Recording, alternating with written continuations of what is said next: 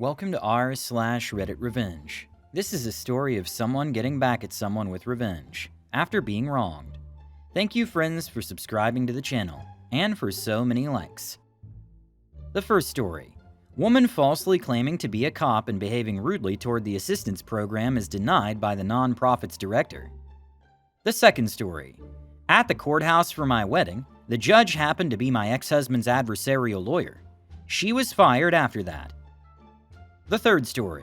Despite the landlord's intrusion, I discovered the leak causing a $500 water bill, but chose not to disclose it. The first story is: non-profit client lies about being a cop and is rude and gets rejected for temporary aid.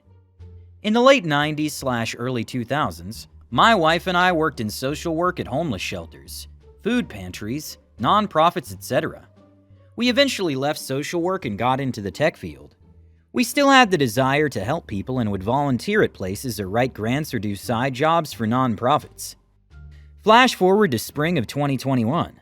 I was going through some depression as my wife had been diagnosed with ALS, and the pandemic took a toll on mental health for other reasons.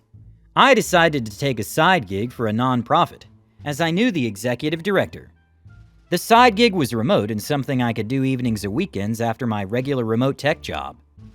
I took the job hoping to cheer myself up, which did help me, but I dealt with occasional rude clients. One client in particular was quite memorable. The nonprofit was doing a program that was temporarily giving aid to people who lost loved ones by providing them things like grocery gift cards, clothing, household supplies, and donations to cover things like smaller bills like utilities or car payments. Churches, other nonprofits, and community organizations would refer people to us. My job involved doing intake for the clients and talking with them via a VoIP program or Microsoft Teams to see how we could help them and how they would go about setting up appointments for them to go into the office to receive gift cards, household supplies, and utility bills so staff could review and help them pay the bills. Our program didn't offer rent or mortgage assistance. The director would send me a list of people with their personal details, which included how they got referred to us. The referrals also listed the employment status of people, and if they were employed, there was a line to list their employer. One evening, I started my evening shift and looked through the first client, which was a woman in her early 50s. Husband had died 2 months before, and their church referred her to us. She listed the city's police department as her employer, but didn't state her position. I call the number and she answers. City PD Homicide, this is Detective Leslie Garrison, fake name. I introduce myself and my position with the nonprofit. She then states that she was referred to us by the church. I then go through a list of things to ask about clients in regards to what specific needs they have and our program can help them. She tells me she needs help paying the mortgage because she's down to one income, and she also states that her husband didn't have life insurance and didn't have a pension because he worked as a mechanic at a small auto shop. I feel bad for her and explain that our program at the time couldn't assist with rent or mortgage, but we could assist with utility bills, food and groceries, and other household supplies. She got pee with me and said it was lame that we couldn't help her with a mortgage, and she started going off about how people are homeless because my employer and other nonprofits only give Band-Aid solutions. The nonprofit did have a resource list of government agencies and bigger nonprofits that assist with more in-depth needs. I tried to tell her that, and she again went off on me and said that she was going to end up homeless because nobody's willing to really help her. She said that she was effed because we couldn't help her with her mortgage.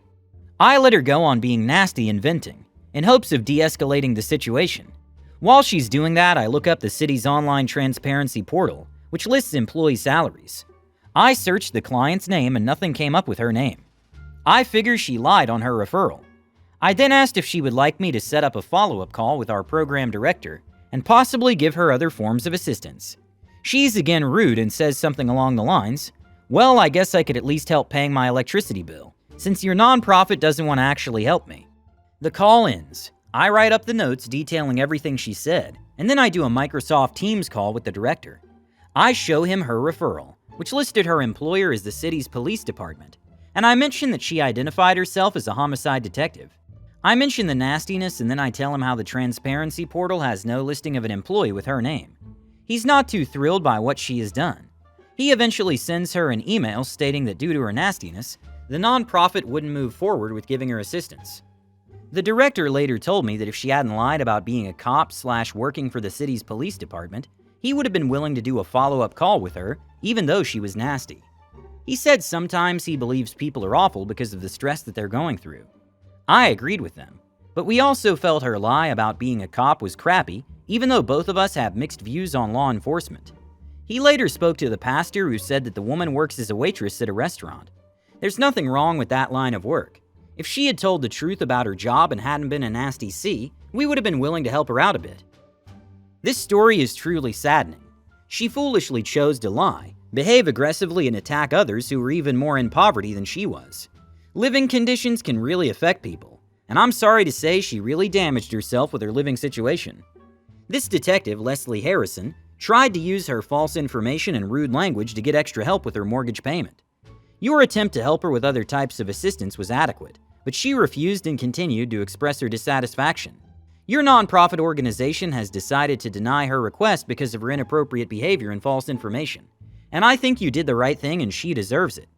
Also, a detective would be more likely to be aware of the need for life insurance if they investigate cases, and see what happens to folk who do not have such. The second story is, ex inadvertently provides new marriage assist.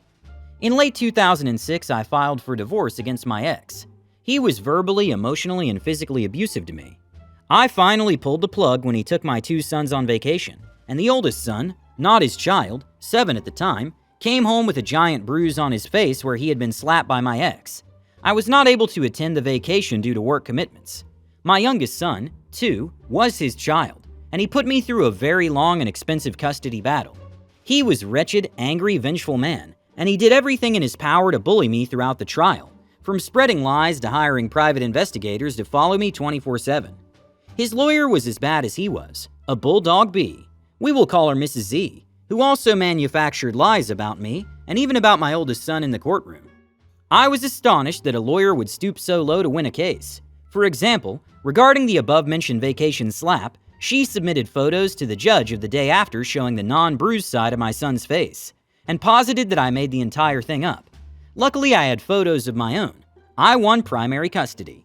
During our separation of 1.5 years leading to the divorce, I started dating a man who's still my husband today. The divorce was finalized in January of 2008. My new husband, we will call him Mark, and I decided we wanted to get married in April 2008. But being that it was not a first wedding for either of us, we opted for a simple ceremony at the courthouse. We invited our parents and a couple of close friends. We all met at the courthouse and the room was packed with about 20 couples. Everyone was to stand and be married at the same time. As we waited patiently in the crowded courtroom, we hear the judge enter from the far side of the room, out of my line of sight.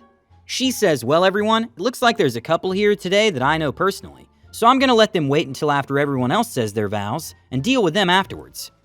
I look up and see her make her way to the bench. It was my ex's lawyer, Mrs. Z. Evidently, she was also moonlighting as a magistrate judge. I had no idea. She looked over at me and Mark with a look like she had smelled something foul, and we burst out laughing. It was all we could do to remain quiet throughout her marrying the rest of the crowd. When the other couples were hitched, they all filed out of the courtroom and she approached Mark and I. She looked me up and down and grimaced and said, "I'm more than willing to get you another judge to perform your ceremony, since we appear to have a conflict of interest." She clearly wanted nothing to do with our happy union. I laughed and said, "Oh, no way. This is too good. We're sticking with you." She scowled and proceeded to read out the marriage rites in a flat monotone, annoyed tone of voice. We smiled happily and completed our vows and our kiss. Then we asked her if she would take her pictures with us, but she declined, stating that she was still technically held on retainer by my ex. On the way home, we texted my ex and asked him to thank his lawyer for a lovely ceremony. He fired her the next day. I assume that was because she lost him the custody case, but I'm sure her marrying us didn't help matters. Edit. Well, I think she legitimately thought she owed something to my ex, either legally because she was under retainer, or ethically because, he was her client. You have to understand that it was pretty awkward. I don't think there are really guidelines for a situation like that because it probably just doesn't happen very often. I think she offered me another judge because A, it was a human moment for her, and B, she truly didn't like me and wanted nothing to do with marrying us. She had me on the stand for nearly an entire day during the trial, and I did not make it easy for her. We genuinely didn't like each other, but it wasn't unethical for her to offer me another judge, quite the opposite IMO. Edit 2. I was amused by this. It was a hilarious coincidence, and I wouldn't have had it any other way.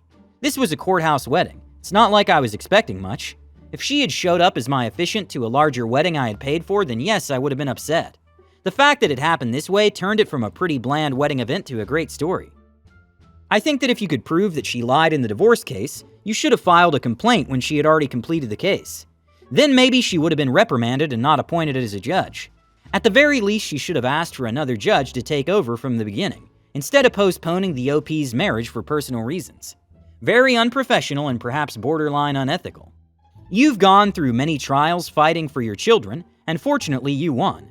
It was a difficult road, especially when your ex-husband and his lawyer tried to make up various false stories about you. Also, I congratulate you for maintaining your moral strength during this difficult situation at the wedding. It's great to hear that you and your husband are still together, and I hope your children are growing up happy and successful. And the last story is, half of my office's staff is quitting today. Last Thursday, my office, a dental practice in a very wealthy area of CA, had a meeting and we were informed that we would only be approved for 1 day off per quarter. So 1 day off every 3 months. None of us in the office get any benefits. No PTO, no medical, no holidays, nothing. We were also told that because we, the hygienists, are booked out so far, that when we take our day off, we will have to come in early or work late to make up for the patients we didn't see that day. Me and the other hygienists all put in our letters of resignation today. We all typed letters and laid them on his desk. So he got back from lunch and had to read through all the letters. My coworker told me that she saw him throw our stack of letters at the office manager while saying, "Look at this." Fortunately, hygienists are in crazy high demand in CA right now, and all of us already have other job offers. Update 1. My boss decided to act like nothing happened. He didn't mention anything or even say a word about it to me and the other staff member that were quitting. My coworker did see him toss the resignation letters at our office manager and say, "Look at this." The doctor and my office manager were also in a meeting by themselves at 5 p.m. He always leaves at around 3:30, so it was satisfying to see him staying late to sort this out. They both gave me a death stare when I walked by the little window to the room they were in though. Update 2. Now I have another job already. I decided to quit Sunday night, and by Monday afternoon I had another job that's 30 minutes closer. Higher pay and I get off 2.5 hours earlier. Yeah, your boss thought he was so smart with the legal loophole that companies don't technically have to offer PTO in California, and that the laws only define that, and what employers can and can't do with employee PTO when it exists. He had no idea that his employees wouldn't be thrilled that he was actually a pile of garbage. Seriously, if the orders for hygienists are so incredibly overbooked that they have to come in early to get an appointment on their day off, that should suggest that the job is probably in high demand at the moment, and that he has no leverage. Thank you for watching. See you in the next video.